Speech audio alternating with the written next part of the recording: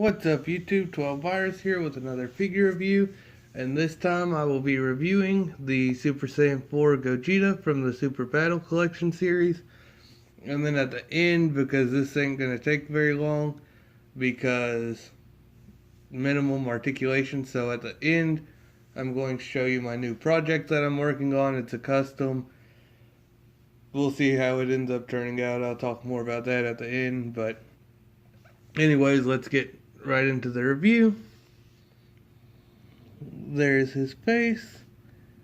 Kind of get it to focus.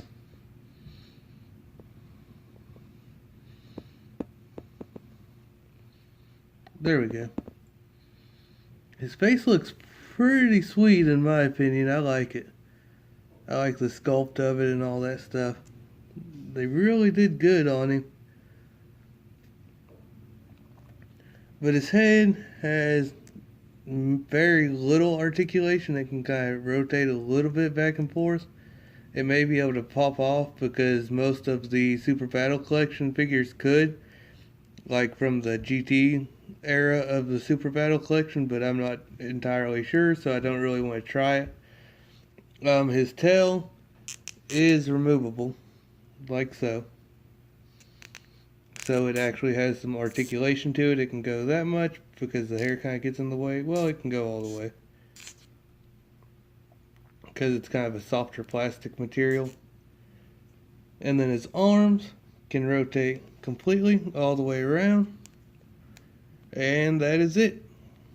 Super Battle Collection figures are really great. I really enjoy them and really like them, but posability wise, they don't really have any. But either way, I still like it, and I'm okay with it. But let's see some comparisons. Super Saiyan God, just Super Saiyan God. I've got in the habit of saying Super Saiyan God, Super Saiyan so much. But just Super Saiyan God Goku SH Figuarts compared to him. About the same, actually, height-wise. And then Kel from Dragon Stars.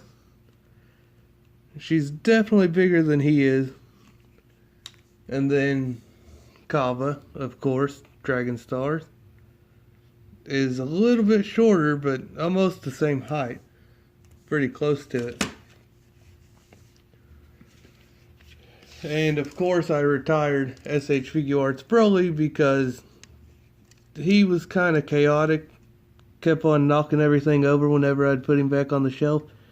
So the top of his head is about 5.5 inches, and then the top of the hair is about, I want to say, 6.25, and then shoulder to shoulder is about 2 inches, so not too terrible. But anyways, show you guys the new project that I started working on earlier. It's going to take me some time getting used to the milliput because I was using the simple Walmart stuff, and I actually wasted a lot of milliput because I mixed the whole thing together. I figured, you could store it and save it for later, but it actually started hardening up on me and not being sticky anymore, so I'm not really entirely sure how to do that. I guess I'll trial and error it and see if maybe I can save the 2 sticks and just mix a little bit at a time and use that, and then, mix a little bit more whenever I need it. I'm not entirely sure, but I got a Doomsday Superman figure from Walmart, and this is what I'm working on. You can't really tell yet.